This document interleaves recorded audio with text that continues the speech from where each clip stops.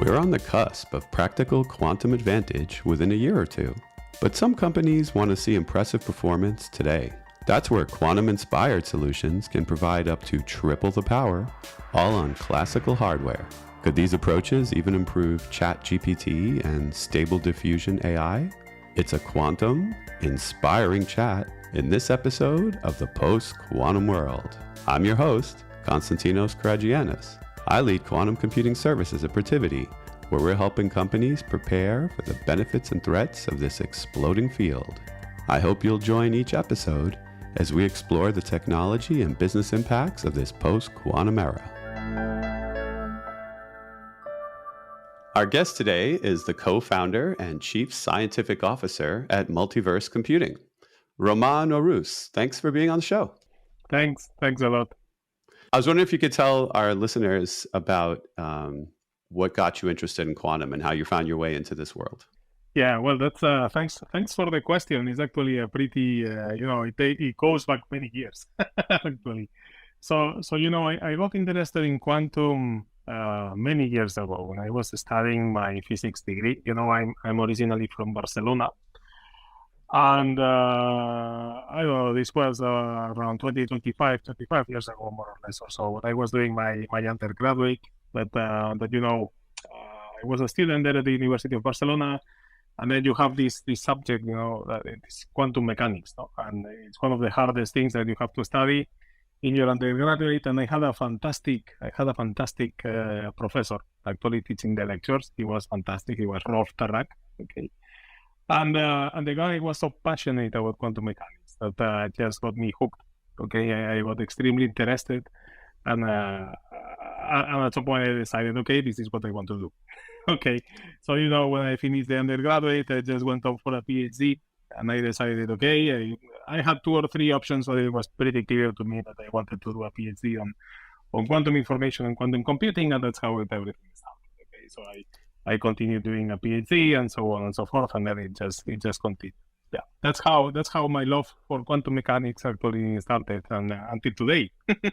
Yeah, so you had a really good professor. It's funny, sometimes in physics courses or degrees, they start you out with things that are so not interesting. So sometimes it takes the right person. I think every class should start with quantum, frankly. It's always the professor.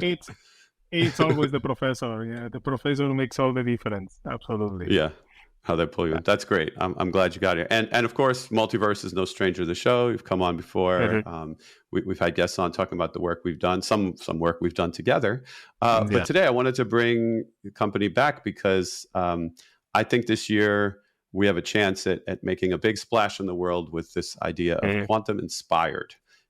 I feel like as companies are looking for ways to take advantage of quantum techniques, but they feel that maybe the machines aren't there yet, this is a good kind of hybrid approach. So I wonder if you want to maybe share a little bit about what quantum inspired really is. Yeah, so quantum inspired methods, these are, broadly speaking, these are classical algorithms, okay, that they run on classical machines, okay, first of all. They run on your laptop, they run on CPUs, they run on GPUs, on high-performance computers, on clusters, okay? But these are algorithms and methods that are new, okay? And they are called quantum-inspired because essentially, roughly speaking, they are inspired by how a quantum computer actually processes information. Okay, this is an interesting byproduct or a spin-off of quantum computing. All these years of research and development in quantum algorithms and quantum computation has not given us, it has given us, of course, very nice quantum algorithms, but as a byproduct, it also improved classical algorithms. And this is something that a priori one should not expect. Okay, and these are precisely quantum-inspired algorithms. These are methods that are classical, but they are new, and they are precisely inspired by how a quantum computer is processing the information. We can mimic it somehow on a classical computer, and it turns out that this way of building algorithms, in many cases, it actually outperforms everything that we have done so far with a classical computer, or they can even improve, the standard or the current algorithms that we have on classical computers. There are different families here, okay, of algorithms, obviously. So, some people call these algorithms also physics-inspired or quantum-inspired. That's also a valid terminology.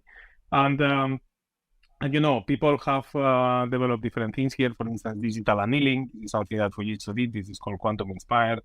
Microsoft also has something called the quantum inspired optimization toolbox that are a set of classical algorithms for optimization. And then there are also tensor network algorithms. Okay, so tensor networks is something that is not new in physics. Okay, these are methods and these are algorithms. We call them quantum inspired. Okay. But this is something that has been there already for a while. They come from essentially from the study of quantum complex systems. What happens when you have a quantum system, but instead of having just one particle, you have many particles. Say, imagine that you have a solid, okay, where you have of the order of 10 to 23 atoms on a crystal, no?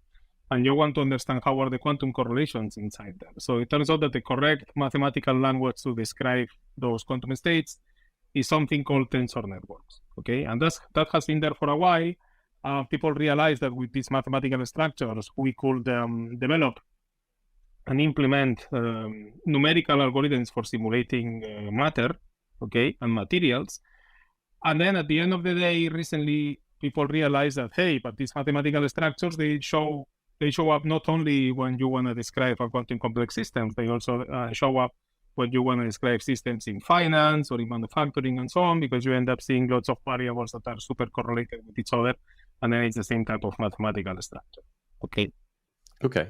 So there are different types of quantum-inspired solutions, obviously. Are any of them conducive to building on someone's training to then be ready to program a quantum computer in the future? Would any of these be better stepping stones? Like, you can make the argument that if someone has experience with classical machine learning, they might do better with quantum machine learning once they learn what the differences are. Let's say the differences between SVM and QSVM. So would you say that any of the quantum-inspired approaches would prepare like someone who's studying coding to be a better quantum coder in the future? Yeah, actually, I will say that tensor networks, for instance, it's something that will prepare you to be a better quantum coder in the future. Okay, because at the end of the day, with tensor networks, you can do lots of things. I mean, you can improve, let's say, standard classical machine learning. Okay. But you can also, mimic the behavior of a quantum computer. You can simulate quantum computers using tensor networks, for instance, and the type of, the terminology, the jargon, the type of operations that you implement, and so on. At the end of the day, they are equivalent, essentially. You need this language of quantum information to be able to understand what is going on in tensor networks, and that's exactly also what you need to program a quantum computer. So it's like two faces of the same coin. Okay, one is classical, the other is quantum, but the language is pretty much the same. Yeah, there's this constant interplay between tensor and quantum. Like I think I've even seen simulators running on TPUs that were more efficient than when they're running on CPUs just to simulate quantum computers. Yeah. So let's look at some of the use cases, like what you would actually do with quantum inspired. So I'm sure our listeners are familiar with the idea of portfolio optimization. And in fact, the first time Multiverse came on, it was to talk about portfolio optimization. But how would you use quantum inspired? I know you've gotten some good results with dynamic portfolios. So if you want to talk a little bit about that use case, so people can understand the difference. Yeah. So with quantum inspired methods, you can do many things. Okay. And in particular with tensor networks. In the context of the complex quantum systems, people have been using tensor networks for many years to solve optimization problems. But those were optimization problems in physics. Those were the typical problems where you had to compute the lowest energy state of a material, let's say, or the lowest, say, for computing an interesting phase of matter, let's say a superconductor or a topological state or something like this, or of a molecule. Okay, there are also people doing quantum chemistry who have been doing calculations with tensor networks. Now, at the end of the day, those are nothing but optimization problems. Okay, and when it comes to optimization problems, classical, in industry, we also have optimization problems every day. So with portfolio optimization, okay, what we did was to apply some of these methods that people have been using over the years in physics, specifically adapted to this problem. Now, we did several years ago, that's the first thing that we did with BBVA. We did a project on the portfolio optimization with quantum and quantum inspired methods. It was dynamic portfolio optimization. This is a problem in finance where you have you have a series of assets, okay, and you want to know at every step in time how you have to invest and uninvest in all these assets, okay, depending on how the prices are fluctuating, so that at the end of a period of time you maximize the returns and minimize the risk. I mean, this is, say if you have a pension fund, okay, and you are investing in the stock market, okay, you want to maximize the returns when you retire, okay. So this is the type of problem that we are talking about here.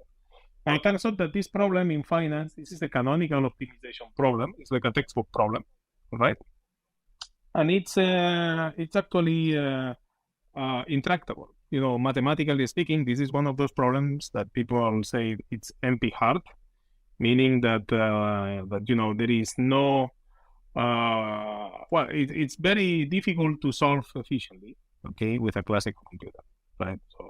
So all the algorithms that we have, either they fall into local minima, the solutions that we get, they are suboptimal. It takes a lot of time to actually find very good solutions, and so on and so forth. So the algorithms that we have on classical computers, they actually struggle a lot.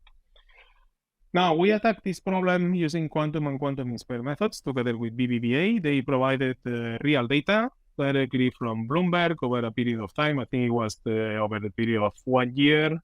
There was a lot of data there. And we solved it using tensor networks, using quantum-inspired methods. Okay, we adapted an optimization algorithm using tensor networks to solve these specific problems. There are many things that one could do there, but we just chose one of the simplest things that we could do, and it actually worked and provided very good results. Okay, and as of today, it was working so well that part of this is already implemented into what is the product of Multiverse. We have this product, it's called Singularity. There is a part of it that is called Singularity Optimization. And this is a suite that includes different optimization algorithms. And in particular for portfolio optimization, we have really fine-tuned the algorithms. And this includes, quantum annealing, which is quantum, but also quantum-inspired methods, and in particular tensor networks. Yeah. Now, this is a very good solution. I mean, we are beating some of the standard classical tools for this problem. Okay, actually some of the most common ones.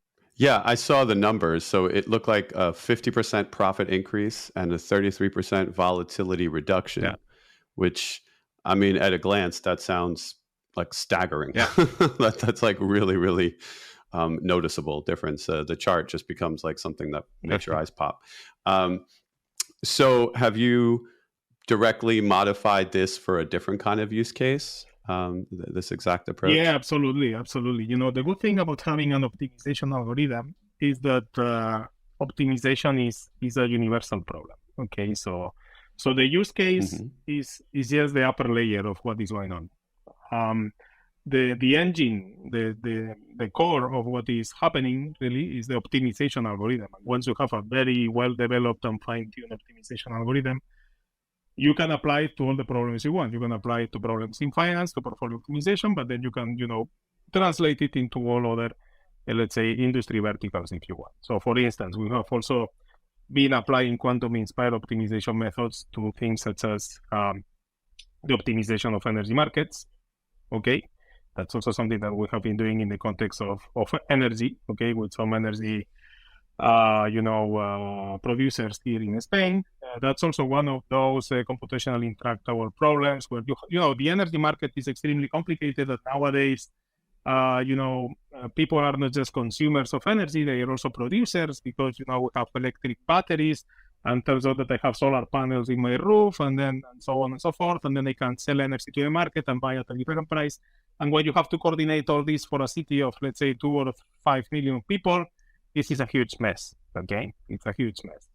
Turns out that we did it with quantum-inspired optimization. Okay, and this is a good example of an optimization problem that we have been solving with quantum-inspired tensor networks. Now, apart from that, we have been using it for other things. Okay, we have been using it as a basis for quantum-inspired machine learning, and so on in a different context, let's say, of artificial intelligence.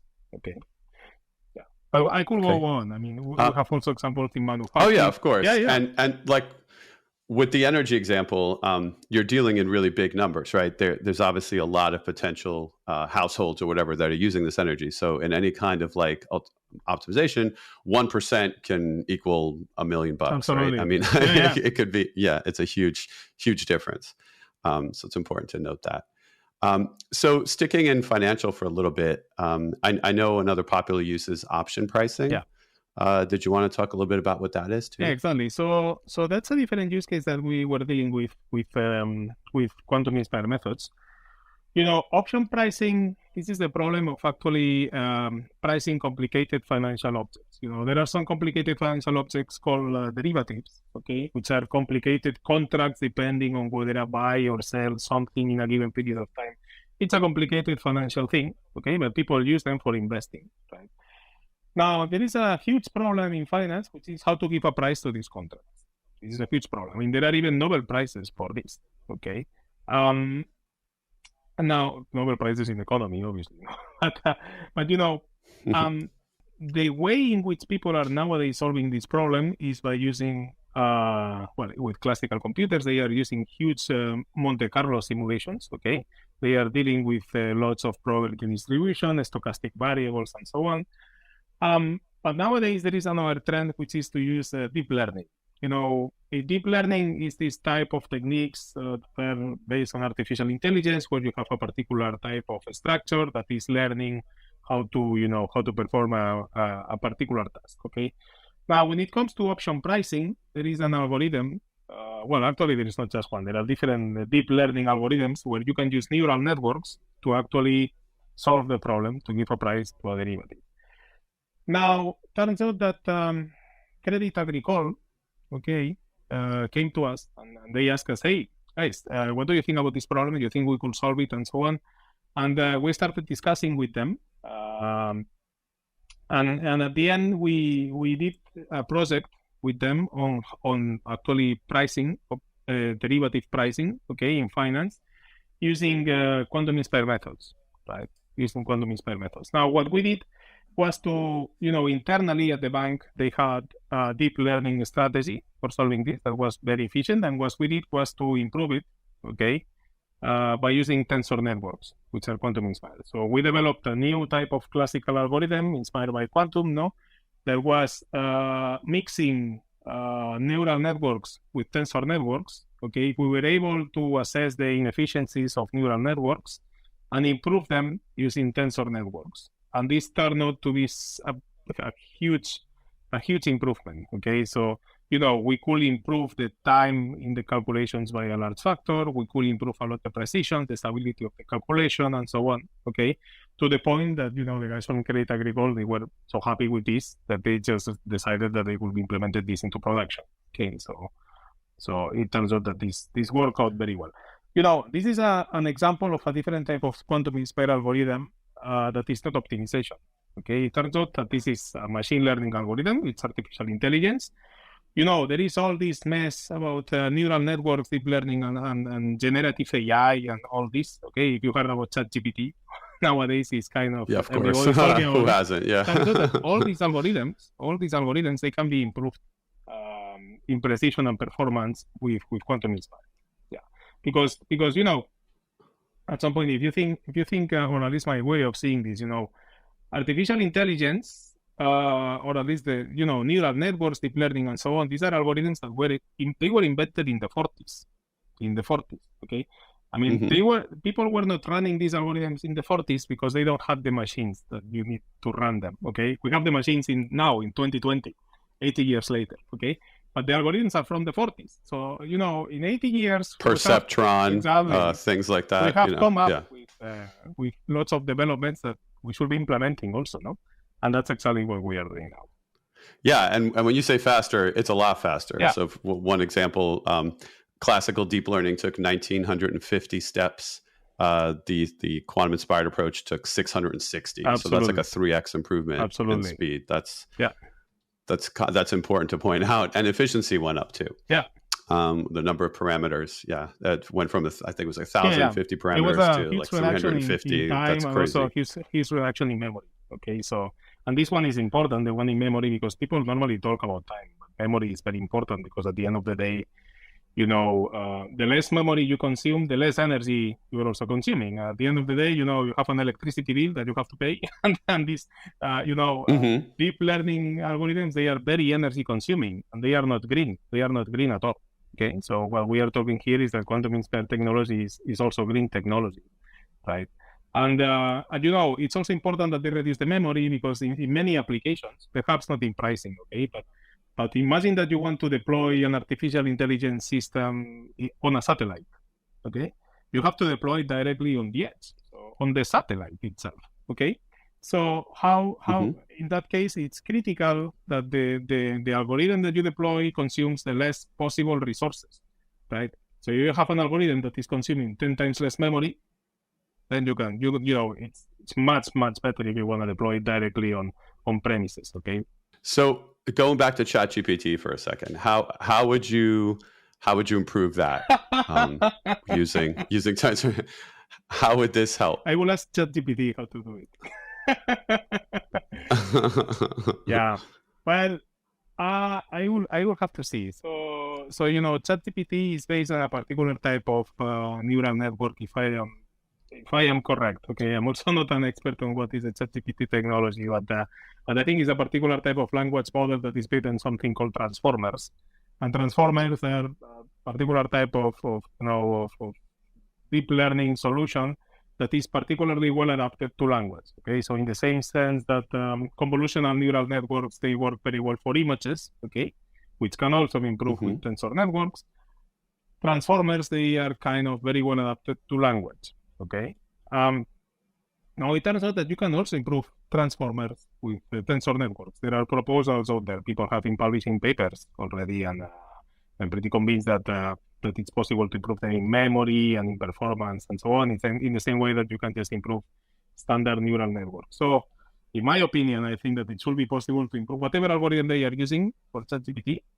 It should be possible to improve it. Yeah, using quantum inspired. Okay. Do you think the same holds true for like stable diffusion for like the image generator AIs that are so popular? I think so. Oh, that's pretty exciting stuff. So look at that, an extra reason for people to start learning about quantum inspired. Exactly. I mean, as of today, I haven't seen a single example of an AI or machine learning algorithm that could not be improved somehow with quantum inspired. Yeah, because Okay, I mean, well, that's a huge statement. No, absolutely, and I think there is a reason for that, which is that at the end of the day, all these quantum-inspired tensor network methods, they were developed. They have a history, okay, and people discovered them in the context of complex quantum many-body systems, but people have been rediscovering them every 10 years, okay, in different contexts, in mathematics, in gravity also they were rediscovered and so on, and they have something very good, which is that it's very, the mathematical formalism is very clear, and you understand very well what is going on, okay? And now, that's exactly the problem that one faces in machine learning algorithms. Neural networks work, but you don't know why they work. You don't know how a deep learning neural network is learning at all. This is the problem of explainability. You cannot explain what the hell is happening. That's the next thing I was going to ask you about explainability. Exactly. Yeah, so go right ahead. Yeah. So I think that in this sense, quantum-inspired tensor network are offering, not all the solution, but at least part of the solution, because many of the things that are going on with these methods, they are formally justified in terms of theorems and in terms of the language of quantum information. There are things such as the mutual information and so on, entropy and all this. All this is very much, we have been decades producing theorems about this, okay, and we know exactly what happens, and this is the reason why we can improve here. Okay, so I know you applied this idea to credit scoring, right? So you're able to get like the same number of credit downgrades, but with better precision, fewer false positives. Yeah. So how does explainability help there? I mean, I know this is a big industry concern, right? Yeah, well, explainability is a big problem. Okay, so when you there are different types of machine learning algorithms. If you use things such as neural networks or deep learning, these are heuristic algorithms where you train a structure, and the structure learns, and then you feed it with some input, and it produces some output, and you don't know exactly why, but this is what it is. Okay. No, that's the problem of explainability. There are other algorithms, however, that are explainable, okay, also in classical machine learning, okay, but however, they may or may not be as good as the neural networks, all right? Now, explainability is a huge problem. And I think that the problem with explainability is that we need more mathematical formalism and a more mathematical theory of what is going on with deep learning and with machine learning, and in particular with neural networks. How and why a neural network is learning. So how is information somehow flowing and collapsing and structuring in a way it's getting structured in the neural network. Now, this is something that is mathematically very complicated, but it turns out that that's exactly the problem that we have been dealing with in physics for many years when we wanted to study quantum complex systems. I mean, why do quantum complex systems of many particles behave the way they behave? Because they have a structure in the correlations. And how can we quantify it? Now, it turns out that the people devised lots of mathematical techniques for this. As I was saying before, there are things such as the entanglement entropy, the mutual information, the discord. I don't know, there are lots of things there and lots of theorems that people have been already putting into place now. So I think that in this sense, adding tensor network, adding this language into machine learning, okay, is going to be extremely useful, because I think that that's exactly when we need to improve, at least in some directions, when it comes to explainability. Okay, this is exactly the mathematical language that we need to explain how information is getting structured inside of these machine learning algorithms. Okay, which is what is going to tell us why the network is learning and why it's giving me the answers that it's giving. Okay. So in this sense, I think it's kind of adding tensor networks to machine learning is almost necessary from my point of view. I mean, it's exactly the language that we need to make them explainable, right? Yeah, and that becomes like a legal concern. With certain decisions, you have to be able to show how you got it, or else you're. That's extremely important. I mean, we have noticed in many projects. I mean, say for instance, if you go to a bank, some of the solutions, the solutions need to be explainable. I mean, it's not acceptable that you, as an employee, okay, you produce a prediction, and then your boss comes and tells you, and why should I be taking this decision and not another one? And you say, well, I don't know. Yes, because I have a black box machine here that is telling me so. But well, no, that's not acceptable. I mean, I have to give reasons to my investors and this and that. So this is a huge problem. This is a huge problem, explainability. Yeah, that's pretty exciting, because I know that's what those institutions want to hear, that they can get explainability. Absolutely. Yeah. So before we wind down, I wanted to ask you, so if people wanted to start playing around with this stuff on their own, I guess one good way might be, I noticed there are, in Azure Quantum, for example, there are ways to learn this, right? There's like QIO, right? Quantum Inspired Optimization. So what types of simple projects do you think can be done using even something as simple as like QIO in Microsoft, let's say? So there are lots of places to start learning about this. So as I said, tensor networks and quantum inspired methods, they have a history. So if you want to learn about Microsoft quantum inspired optimization, they have tutorials, okay? If you want to learn about digital annealing, they also, from Fujitsu, they also have tutorials. If you want to learn about tensor networks, there is lots of literature. There are even books written about it, and lots of reviews. I think a good place to start with, there are different websites around, okay, that one can, play a little bit with them. There is, for instance, the website of Glenn Evenly, which has lots of very useful resources. The website of Tomotoshi Nishino, okay, who is a researcher in Japan. He also has lots of useful resources there.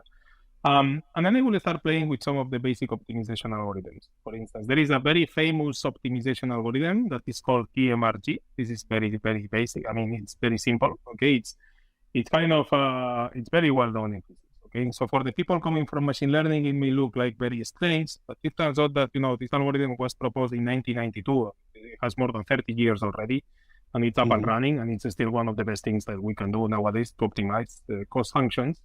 I will start by playing with this. I mean, with some basic knowledge of computer programming and some basic knowledge of what's happening to a cost function. I mean, anybody who has a little bit about computer programming should be able to program this optimization algorithm. And from there, it should be possible to move on. Yeah, that's helpful. I always like to give people a little nudge in the right direction there. Yeah. Yeah. So thanks for coming on to explain this topic. I think it's going to have a big impact over the next couple of years. Like I said, as we're waiting for quantum computers to catch up. So hopefully we'll be having you guys back on with some future success in the future. Excellent. Yeah, I hope so. Okay. All right. Thank you very much. Thanks a lot. Now it's time for Coherence, the Quantum Executive Summary, where I take a moment to highlight some of the business impacts we discussed today, in case things got too nerdy at times. Let's recap. Quantum-inspired computing describes what are technically classical techniques that run on classical hardware, but they are inspired by how quantum computers process information. There are different classes of algorithms and approaches that fall under the general category. Digital annealing is one, with machines by Fujitsu leading the pack. Quantum-inspired optimizers, or QIO, are present in Microsoft's Azure Quantum. Tensor networks also fall under the category and have been around for a while. They excel at constrained combinatorial optimization problems. Learning these techniques now will prepare coders to be better at programming real quantum computers in the future. This gives the benefit of good performance at real business problems now while preparing the workforce for handling the machines of tomorrow. How good is the performance from quantum-inspired algorithms and approaches today? Multiverse has excellent benchmark examples of recent successes. When optimizing dynamic portfolios, Multiverse achieved a 50% profit increase and a 33% volatility reduction. At option pricing, they achieved 3 times the speed and 3 times the efficiency. To give another financial use case, Quantum Inspired achieved advantageous results in credit scoring. It caught the same number of credit downgrades, or entities whose solvency is at risk, but with better precision and fewer false positives than a standard classical approach. It did this with explainability, which is a challenge for some classical methods and a requirement in some industries. If you call someone a bad credit risk, for example, you have to say why. Roman believes that quantum-inspired techniques can even be used to improve popular AI technologies, such as ChatGPT and stable diffusion, like Midjourney or DALL-E. Some people already consider these tools to be uncomfortably intelligent, but it would be exciting to see how quantum-inspired helps in the future.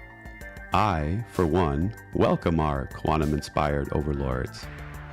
That does it for this episode. Thanks to Roman Orus for joining to discuss quantum-inspired approaches. And thank you for listening.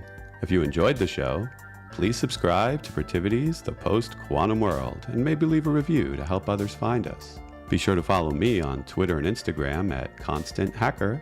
That's Constant with a K, Hacker. You'll find links there to what we're doing in quantum computing services at Protivity. You can also DM me questions or suggestions for what you'd like to hear on the show.